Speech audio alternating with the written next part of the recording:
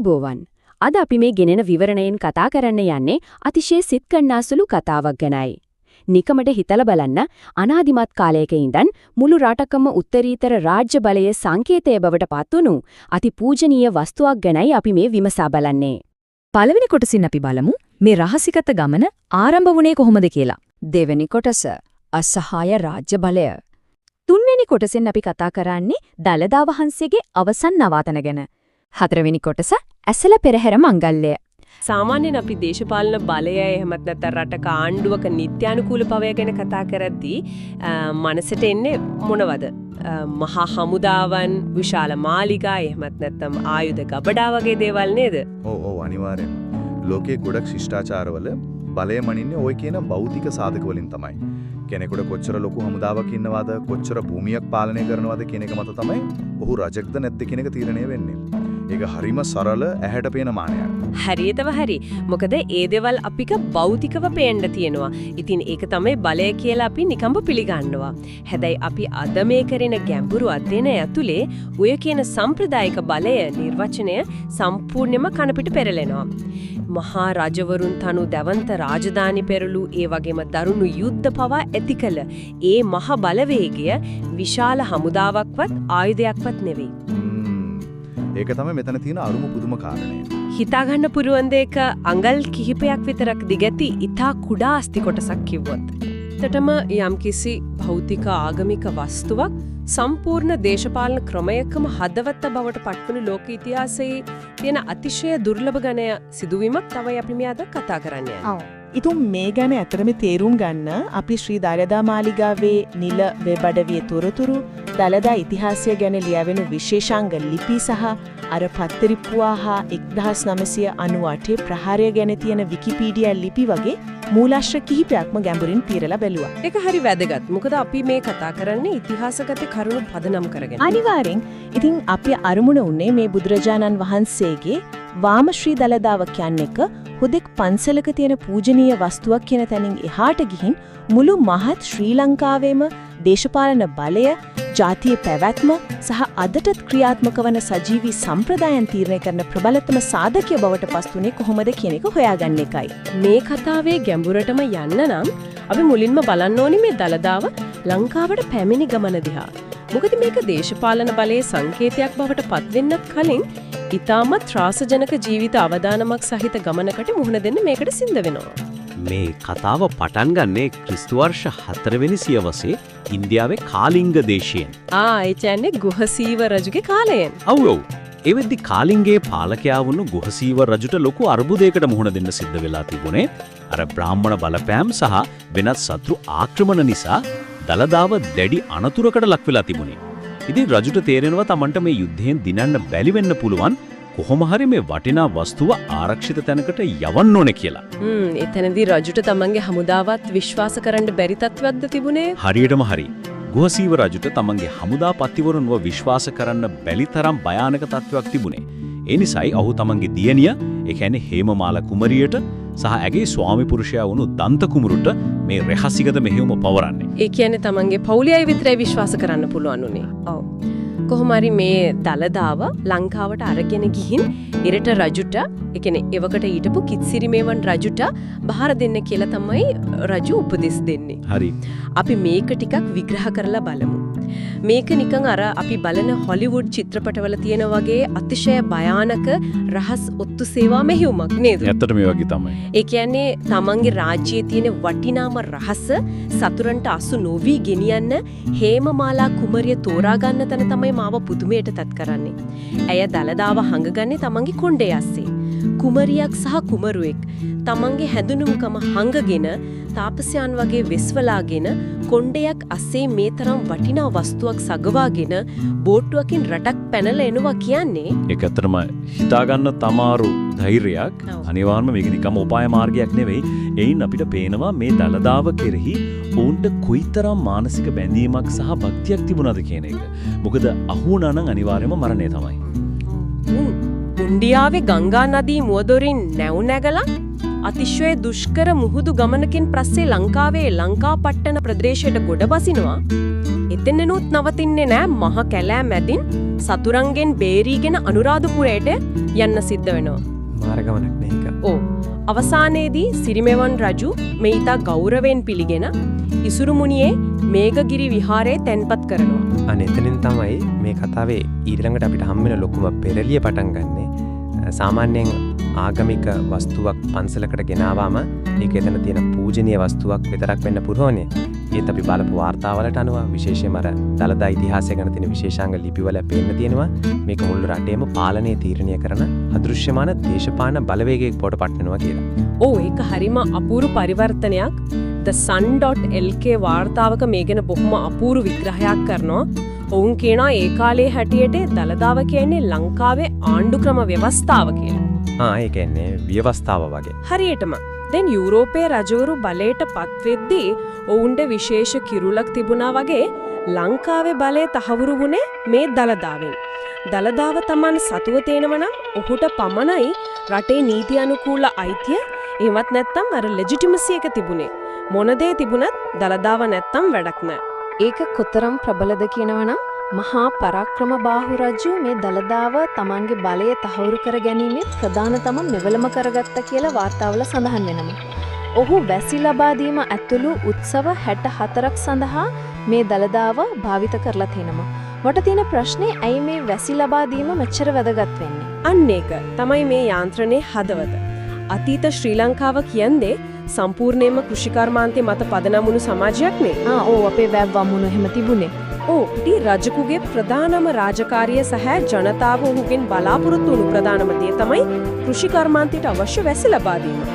ජනතාවගේ මනස තුල තදින්ම විශ්වාසයක් ගොඩනැගිලා තිබුණා දළදාවට වැස්ස පාලනය කරන්න පුළුවන් කියලා. ඒ කියන්නේ රජුට වැස්ස ගේන්න පුළුවන් උනේ දළදාව හරහා. හරියට. ඉතින් රජුට දළදාව තිබීම කියන්නේ ඔහුට ආර්ථිකය සහ ස්වභාව ධර්මය පාලනය කිරීමේ දිව්‍යමය බලයක් තියෙනවා කියන එක ජනතාවට ඒත්තු ගැන්වීමක්. මෙහි ඇති වඩාත්ම කුතුහලය දනවන කාරණය නම් දළදාව නිසා රාජ්‍යත්වය කොතරම් ශක්තිමත් වුණාද අන්න ඒ වගේම දළදාව නැති වුණොත් රජුගේ බලය ඊටා බිඳන සුළු තත්වයකට පත්වීමයි. ඒ කියන්නේ කෙනෙකුට කොච්චර ලොකු හමුදාවක් හිටියත් ඔහු ගාව දළදාව නැතිනම් මිනිස්සු ඔහුව නායකයා විදිහට පිළිගන්නේ නැහැ කියන එකද? කිසිසේත්ම නැහැ. උදාහරණයක් විදිහට 1215 දී සිදුවුණු කාලිංග මාගගේ ආක්‍රමණය බලන්නකෝ. මාගගේ ක්‍රූර ආක්‍රමණය. ඔව්. මාග පොළොන්නරුව අල්ලාගෙන මුළු නගරයම විනාශ කරලා දැවැන්ත හමුදා බලයන් ගොඩනගා ගත්තා. හැබැයි භික්ෂූන් වහන්සේලා ඊටා සූක්ෂමව දළදාව සංගවාගෙන රුහුණට පලා ගියා. දැන් මට තේරෙනවා මේක හරියට අර ළමයි සෙල්ලම් කරන capture the flag ක්‍රීඩාව වගේ එකක් නේද? තමන් ළඟ කොච්චර ලොකු හමුදාවක් හිටියත් ආයුධ තිබුණත් භූමිය අල්ලගෙන හිටියත් අර කියන කොඩිය, ඒ කියන්නේ දළදාව තමන් ගාව නැතිනම් තමන්ගේ මුළු ආණ්ඩුවම නීති විරෝධී. මාගට භූමිය පාලනය කරන්න පුරවන උනාට කවදාවත් ලංකාවේ රජු කියන නීත්‍යානුකූල පිළිගැනීම ජනතාවගෙන් ලැබුණේ නැහැ. හරියටම හරි. ඒ වගේම මේ දළදාව අත්පත් කරගැනීම වෙනුවෙන් නැති වුණු අරගලවලදී අපිට හමු වෙනවා අපූර්ව කාන්තා චරිතයක්. ඒ තමයි රුහුණේ සුගලා දේවිය. සුගලා දේවිය. ඔව්, ඇය දළදාව රැක ගැනීම වෙනුවෙන් වසර ගණනාවක් තිස්සේ මහා පරාක්‍රම බාහු රජුගේ හමුදාවන්ට එරෙහිව යුද වැදුනා. ඇය සටන් කරේද නිකම්ම භූමි ප්‍රමාණයක් අල්ලගන්න නෙවෙයි. ඒ භූමියේ බලය තහවුරු කරන එකම සංකේතය Taman සතුව තබා ගන්නයි. මේ ලබා ගැනීමේ එකම මාර්ගය මේ කුඩා අස්ති කොටස වුණ නිසාම ඒක දේශීය මෙන්ම විදේශීය ආක්‍රමණිකයන්ගේ ප්‍රධානම ඉලක්කයක් වෙන එක පුදුමයක් නෙවෙයි. අපි ඉතිහාසයේ දිහා බැලුවොත් අනුරාධපුරයෙන් පොළොන්නරුවට ඊට පස්සේ දඹදෙණිය යාපහුව කුරුණෑගල කෝට්ටේ ඔය වගේ හැම තැනකටම රාජධානි මාරු වෙද්දී ඒ කියන්නේ රජවරු සතුරන්ගෙන් බේරලා පලා යද්දී මේ දළදාවත් අරගෙනයි ගියේ. මේක හරීම භයානක සහ කලබලකාරී ගමනක් වෙන්න ඇති. විශේෂම යුරෝපීය ආක්‍රමණ, ඒ කියන්නේ පෘතුගීසි ආක්‍රමණ කාලයේ වෙද්දී තත්ත්වය ඊටාම දරුණු වෙනවා. පෘතුගීසින් තේරුම් ගන්නවා ලංකාවේ බෞද්ධයන්ගේ සහ පාලකයන්ගේ මානසික ශක්තිය තියෙන්නේ මේ දළදාව ඇතුලේ කියලා. ඉපි උන් බලාපොරොත්තු වෙනවා මේක විනාශ කළොත් උන්ට පහසුවෙන්ම මුළු ලංකාවම යටත් කරගන්න පුළුවන් වෙරි කියලා. එතනදී තමයි අර කුරුවිට දෙල්ගමුව රජමහා විහාරයේ කතාව අපිට හමු වෙන්නේ. මේක මාරම කතාවක්. පෘතුගීසින් කෝට්ටේ ආක්‍රමණය කරනවා කියලා දැනගත්ත ගමන් හිරිපිටිය දියවඩන රාළ දියවන්නා ඔය පීනාගෙන ගිහින් දලදාව බේරගන්නවලු. ඕ පීනාගෙන ගිහින් තමයි බේරගන්නේ. ඊට පස්සේ ඒක රහසින්ම සීතාවක රාජධානියට ගෙනිහින් එතනින් කුරුවිට දෙල්ගමෝ විහාරය හංගනවා. කොතනද දන්නවද හංගන්නේ? සාමාන්‍ය කුරක්කංගලක් යට. ඒ කියන්නේ අවුරුදු 40ක් පුරාවට මුළු රටේම කිරුල තීරණය කරන රටේ වටිනාම වස්තුව හැංගිලා තිබුණේ මිනිස්සු කුරක්කන් අබරන ගලක් යට. අන්න ඒක තමයි හොල්ලම ආරක්ෂාව වුනේ. කාටවත් සැක හිතෙන්නේ නැහනේ. ඒ අතරතුර පෘතුගීසීන් සීතාවක ආක්‍රමණය කරලා ඇද්දලින් නිර්මාණය කරලා තිබුණු ව්‍යාජ දළදාවක් අත්පත් කරගන්නවා. ඔවුන් හිතන්නේ තමන් නියම දළදාව අල්ලගත්තා කියලා. ඒක ෆේක් එකක් නේද? ඔව්. ඊට පස්සේ ඔවුන් මේක ගෝවට අරගෙන ගිහින් රදගුරුතුමාගේ මූලිකත්වයෙන් ප්‍රසිද්ධියම කුඩු කරලා පුලුස්ස දාලා අලු ටික ගඟකට විසි කරනවා. ඔවුන් හිතනවා දැන් ලංකාවේ බෞද්ධයන්ගේ කෂේරුකාව සම්පූර්ණම කඩලා දැම්මා කියලා. නියක් තියෙනවා. පෘතුගීසීන් මේ ව්‍යාජ දළදාව ප්‍රසිද්ධිය විනාශ කළාම සාමාන්‍ය ජනතාව ඒක දැකලා අපෝ අපේ සැබෑ දළදාව ඉවරයි කියලා විශ්වාස කරලා බලාපොරොත්තු අත්හැරියාද? එහෙම නැත්නම් මේක ෆේක් එකක්. අපේ නියම දළදාව වින කොහේ හරි ආරක්ෂිතව තියෙනවා කියලා ඕන් රහසින් දැනගෙන හිටියාද? මොකද එහෙම බලාපොරොත්තු අත්හැරියා නම් පෘතුගීසීන්ට ලේසියෙන්ම රට අල්ලගන්න තිබුණා. ඒක හරිම වැදගත් තැනක්. වාර්තාවලට අනුව පෘතුගීසීන් කොතරම් ප්‍රචාරයක් දුන්නත් ජනතාවගේ මානසිකත්වය කඩාවැටුනේ නෑ. මොකද භික්ෂුන් වහන්සේලා සහ ප්‍රභූන් හරහා ඊටම රහස්‍යක භූගත ජාලයක් වගේ එකක් ක්‍රියාත්මක වුණා. ඒ කියන්නේ රහස් ජාලයක්. ඔව්. සැබෑ දළදාව ආරක්ෂිතව තියෙනවා කියන විශ්වාසය ඔවුන් ජනතාව අතර ඉතා සූක්ෂමව පවත්වාගෙන ගියා. ඒ රහස රැකගැනීමේ හැකියාව සහ භක්තිය තමයි ඒ අර්බුදකාරී කාලය ජාතියක් විදිහට ඔවුන්ව එකට බැඳලා තියාගත්තේ. ඉතින් මේ විදිහට කුරක්කන් ගලක් යට අවුරුදු ගාණක් හැංගිලා තිබුණු ඒ අභිමානවත් වස්තුවට අවසානයේ ස්ථිර නිවහනක් ලැබෙන්නේ මහනුවර යුගයේදී. 1592 දී විතර පළවෙනි විමලධර්ම සූරිය රජු තමයි දළදාව මහනුවරට ගෙනෙන්නේ. ඉන් පස්සේ විවිධ රජවරු මාලිගාව ගොඩ නැගුවාට අද අපි මේ දකින සුන්දර අද්විතීය නිර්මාණය වෙන පත්තිරිප්පුව හදන්නේ ශ්‍රී වික්‍රම රාජසිංහ රජුගේ කාලයේදී. ඔව් 1802 දී දේවේන්ද්‍ර මූලාචාර්ය කියන රාජකීය වාස්තු විද්‍යාඥයා තමයි මේ පත්තිරිප්පුව නිර්මාණය කරන්නේ. මේ පත්තිරිප්පුව කියන නමේ තේරුමත් අපි කතා කරන මේ දේශපාලන බලය කියන කාරණයට කෙලින්ම සම්බන්ධයි. ද්‍රවිඩ භාෂාවෙන් පැරත්තු කියන්නේ බැලීම, ඉරිප්පු කියන්නේ වාඩිවීම. ඒ කියන්නේ වාඩි වී වටේටම බැලීම. මේක අෂ්ටාස්ත්‍ර හැඩයකට ඒ කියන්නේ දිශා 8ක් ආවරණය වෙන විදියට නිර්මාණය කරලා තියෙන්නේ. එයින් සංකේතවත් කළේ රජු ලෝකයේ මැද්දේ ඉන්නවා, ඒ වගේම මුළු විශ්වයම ඔහු වටා තමයි භ්‍රමණය වෙන්නේ කියන අදහස. ඒ විදිහට පෘතුගීසීන්ගෙන් විවිධ ආක්‍රමණිකයන්ගෙන් බේරුණු දළදාවට ස්ථිර සුන්දර නිවහනක් ලැබුණා කියලා අපි හිතුවත් මේ දේශපාලන සංකේතයට තියෙන තර්ජන එතනින් ඉවරුනේ නෑ නේද? මොකද 1998 ජනවරි මාස දිහා බැලුවොත් අපි දකිනවා මේ ඉතිහාසයේ අතිශය ඛේදනීය සහ භයානකම සිද්ධියමක් තමයි 1998 ජනවරි 25 වෙනිදා LTTE සංවිධානය විසින් දළදා මාලිගාවට එල්ල කළ මරාගෙන මෙරෙන බෝම්බ ප්‍රහාරය. ඔව් ඒක ඊටම කනගාටුදායක දවසක්. මූලාශ්‍රවල තියෙන විදිහට ලංකාවේ 50 වෙනි නිදහස් දින සැමරුමට ඒ වගේම බ්‍රිතාන්‍යයේ චාස් කුමරගේ පැමිණීමට දින කිහිපයකට කලින් තමයි මේ ප්‍රහාරය එල්ල වෙන්නේ. මේ ලාංකීය ඉතිහාසයේ ඊටම සංවේදී සහ තීරණාත්මක අවස්ථාවක්.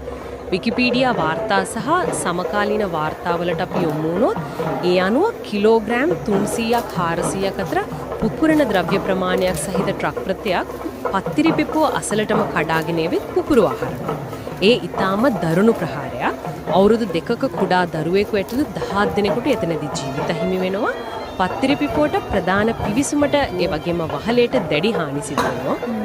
ඒක දෙවන්ත විනාශයක්. ඔව් දේශපාලනික වශයෙන් ගත්තොත් මේ ප්‍රහාරයේ ප්‍රතිඵලයක් විදිහට රජය ප්‍රථම වතාවට LTTE සංවිධානයේ නිල වශයෙන් තහනම් කරනවා. ඒ වගේම එවකට හිටපු ආරක්ෂක අමාත්‍යවරයා ඉල්ලාස් වෙනවා කියන වාර්තාවල සඳහන් වෙනවා. අපි මේ කිසිම දේශපාලන පාර්ශවයක් ගන්නව නෙමෙයි.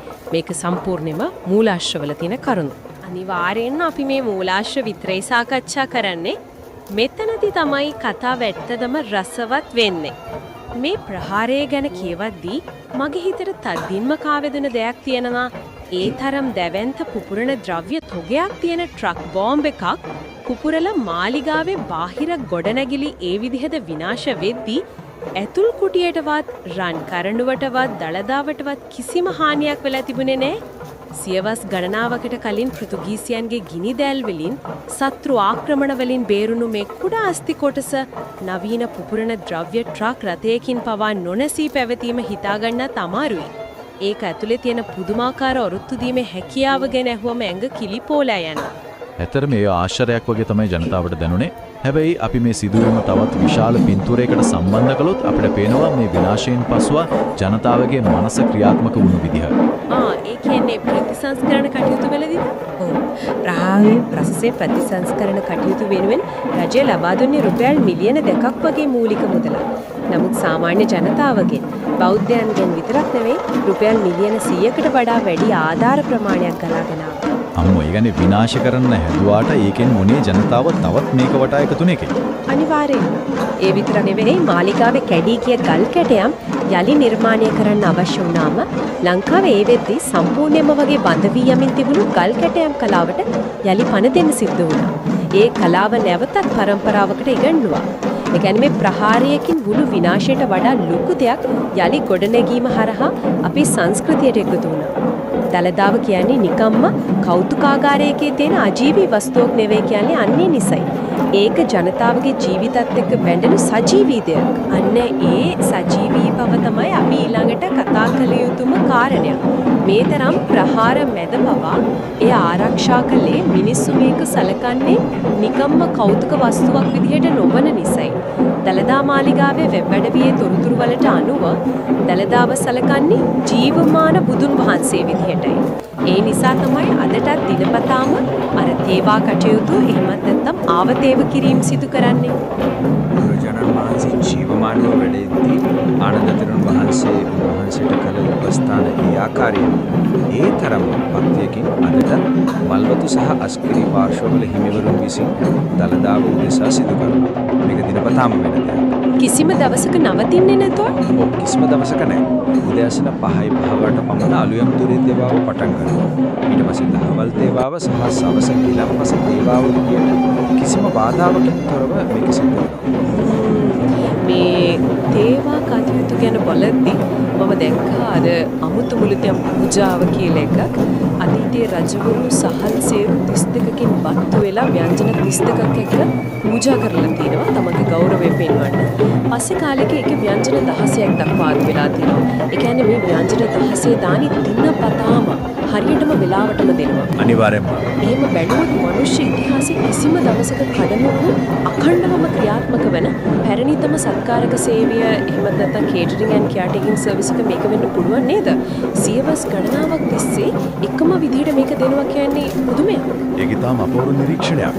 ශතවර්ෂ ගණනාවක් පුරා යුද්ධ නියංග ආක්‍රමණ මැද පවා මේ සම්ප්‍රදායෙන් ඉදිරියට ගියා. ඒ වගේම තමයි ඇසල පෙරහැර, කුමල් පෙරහැර සහ රන්දෝලි පෙරහැර විදිහට අති උත්කර්ෂවත් ලෙස මේක පැවැත්වෙනවා. අපි කලින් කතා කරානේ වැස්ස සහ දළදාව අතර තියෙන බැඳුම ගැන. ඔව්. රාජුට වැස්ස පාලනය කරන්න පුළුවන් කියලා විශ්වාසය. අන්න ඒක කොච්චර ප්‍රබලද කියනෝ නම් 1815 දී ඉංග්‍රීසීන් ලංකාව අත්පත් කරගත්තාට පස්සේ ඔවුන්ට මේ පෙරහැර පවත්වන එක තීරුමක් නැති දෙයක් විදියට පෙනිලා ඒක නැවතුවා. ඉතින් ඊට පස්සේ මොකද වුනේ? ජනතාව කැමති වුණාද ඒකට? කොහෙත්ම නෑ. ප්‍රතිඵලය වුණේ මුළු රටටම බලපාන දඩි නියඟයක් ඇතිවීමයි. ජනතාව විශ්වාස කළේ මේක පෙරහැර නැවැත්වූ නිසා වුණු දෙයක් කියලා. අවසානයේදී ජනතාවගේ දැඩි බලකිරීම මත ඉංග්‍රීසි ආණ්ඩුවට සිද්ධ වෙනුව නැවත පෙරහැර පවත්වන්න අවසර දෙනවා. වාර්තාවල දැක්වෙන විදිහට පෙරහැර පටන්ගත් සනින්ම මහා වර්ෂාවක් ඇදහැලිලා තියෙනවා. ඒක නම් මාර. ඉංග්‍රීසින්ටත් පුදුම හිතෙනවා. ඕ ඉංග්‍රීසින්ට පවා තේරුම් ගියා මේ සංකේතය සහ භූමිය අතර තියෙන බැඳීම උන්ට බලහත්කාරයෙන් කඩන්න බෑ කියලා. ඒ කතාවත් එක්කම මට මතක් වෙනවා අද දළදා මාලිගාවේ තියෙන දියවඩන නිලමේ තනතුර ගැන. අද දියවඩන නිලමේ කියන්නේ දළදාවේ ප්‍රධානතම ගිහි භාරක. හැබැයි මේ නමේ තේරුම බැලුවොත් දියවඩන. ඒ කියන්නේ අතීතයේ රජතුමාගේ දිය නෑමේ කටයුතු සහ ජල අවශ්‍යතා බලාගත් නිලධාරියා තමයි කාලයත් එක්ක පරිණාමය වෙලා අද මේ තරම් බලවත් කිහි භාරකරු තන්ත්‍රයකට පත් වෙලා තියෙනවා. මේ හැම දෙයකින්ම අපිට පැහැදිලිව පේනවා වතුර, කෘෂි කර්මාන්තය, රජු සහ දළදාව කොතරම් තදින් එකිනෙකට බැඳිලා පැවතුනාද කියන එක. ඒක නිවැරදියි. මේ සියලුම සංස්කෘතික සහ ආගමික චාරිත්‍ර වාරිත්‍ර පිටිපස කියන්නේ බුද ආගමික භක්තියක් විතරක් නෙවෙයි. සමාජීය පැවැත්ම සහ රාජ්‍ය බලය පිළිබඳ අඛණ්ඩ කතාවක්. එහෙමනම් අපි අද අපේ මේ ගැඹුරු අධ්‍යයනයේ අවසානයේට එමින් තියෙනවා. ඉන්දියාවේ රජකුමරියන්ගේ කොණ්ඩේ අස්සේ හැංගිලා මහා සාගරය තරණය කරලා පැමිණි මේ කුඩා අස්ති කොටස සතුරු ආක්‍රමණ මැද වරක සාමාන්‍ය කුරක්කන් ගලක් යටත් ආරක්ෂාව හෙව්වා. අද වෙද්දී රන් කරඩු 7ක් මැද දෙඩි ආරක්ෂාවක් සහිතව වැඩවසන මේ දළදාව හුදෙක් ආගමික විශ්වාසයක් පමණක් නෙවෙයි. එය සියවස් ගණනාවක් පුරා ශ්‍රී ලංකාවේ දේශපාලන බලයේ අභිමානය සහ ජාතික පැවැත්මේ කේන්ද්‍රස්ථානය වුණා. ඇත්තම අපි මුලින්ම කිව්වා වගේ කිසියම් භෞතික වස්තුවක් රාජ්‍යයක කේන්ද්‍රීය හදවත බවට පත්වුණු ලෝකයේ විරලම අවස්ථාවක් විදිහට මේ ඉතිහාසය අපිට පෙන්වා දෙන්න පුළුවන්. මේ සම්පූර්ණ කතාවම අධ්‍යයනය කරද්දී මගේ හිතට නැගුණු අවසාන කුතුහලය දනවන අදහසක් මෙතන කියලා යන්න නම් කැමති. අපි දැක්කා අතීතයේ රජවරු දළදාව ප්‍රදර්ශනය කරමින් දැවැන්ත පෙරහැරවල් පවත්වමින් තමන්ගේ බලය නීත්‍යානුකූලයි කියලා ජනතාවට පෙන්වුවා. අදටත් අපේ මේ දේශපාලන සංස්කෘතියට ලබනවා නායකයින් දැවැන්ත රැලි පවත්වනවා විවිධ සදාචාරාත්මක සහ සංස්කෘතික සංකේත පාවිච්චි කරමින් තමන්ගේ බලය තහවුරු කරන්න උත්සාහ කරනවා.